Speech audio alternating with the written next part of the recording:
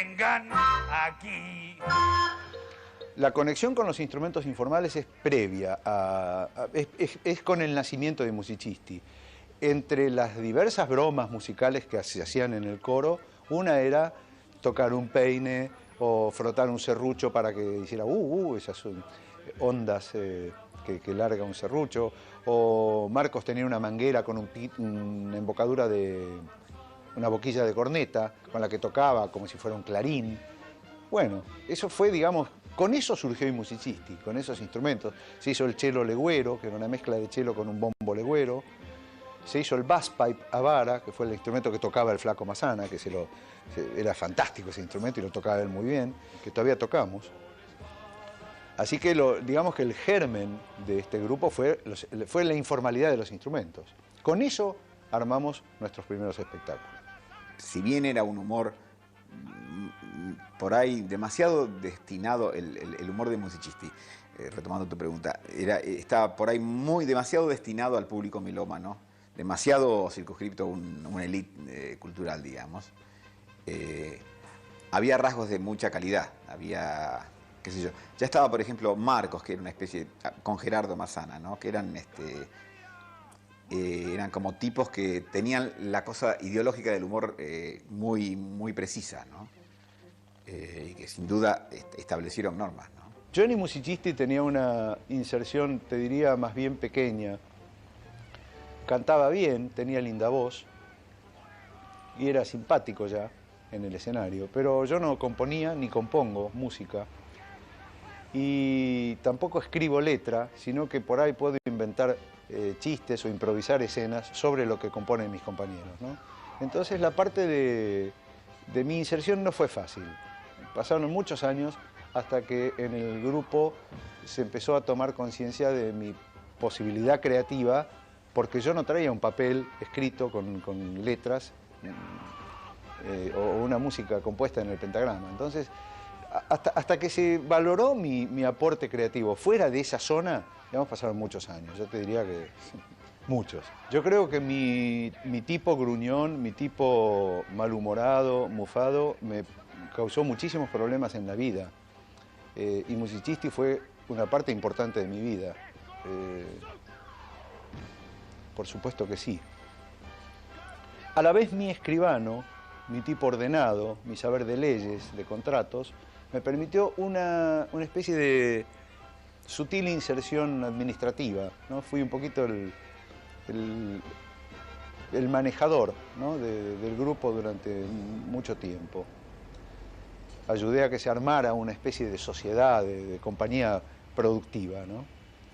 Pero mi verdadero aporte creo que está en la improvisación, en el canto, en el poder tocar muchos instrumentos y en ser simpático como actor. El 4 de septiembre del 67 dijimos nos vamos, nos llevamos lo que era nuestro, que bueno, era en general todo del Flaco, ¿no? La partitura del Laxatón, los instrumentos que él había hecho y demás, y nos fuimos. Y ese día fundamos Lelutier.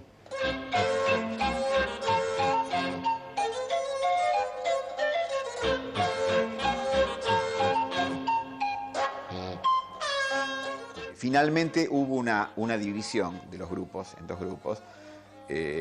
Los que se quedaron con el nombre de Musicisti, que lo habían registrado, y los que se fueron, que en realidad son los cuatro que constituyeron el Lelutier original, ¿no?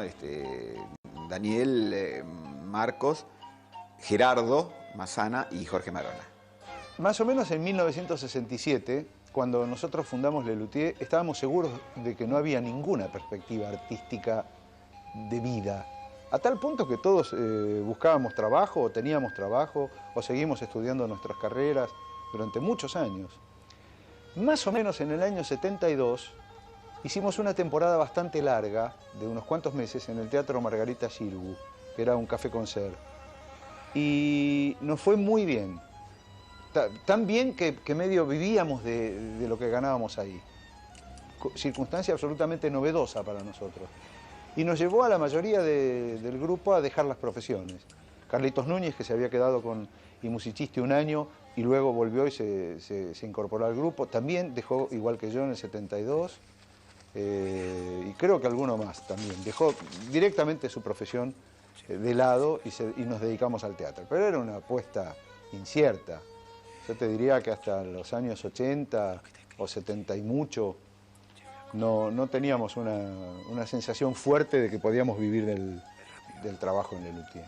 Las reuniones creativas eran de todos y eran muy duras, durísimas, una etapa nefasta.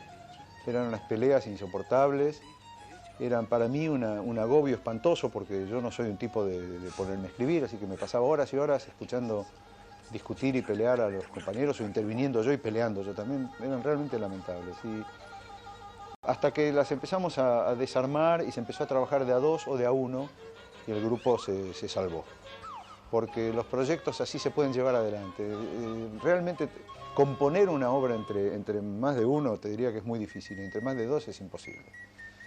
Hoy en día los proyectos vienen elaborados por una persona y ahí los agarra el grupo y sí, cada uno aporta, pero el que lo elaboró sigue dirigiendo ese proyecto hasta que se prueba, hasta que se hace con público en teatro y recién ahí el grupo entero maneja la cosa. Yo creo que Lelutier es una demostración clara de que el talento existe y de que con el talento se puede llegar muy alto. En un país donde eso no significa nada, porque el artista de verdad es a veces tratado como un trapo de piso, por los medios, por las compañías que manejan la difusión, por todos los intereses que hay.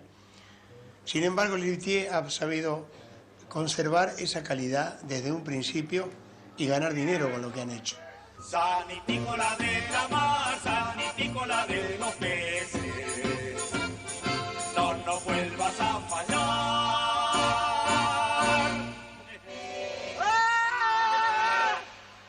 Ay, ¿qué pasó? ¡Me mordió! Ay, te amor, ¿estás bien? Ahora sí. Y en las épocas de mucho conflicto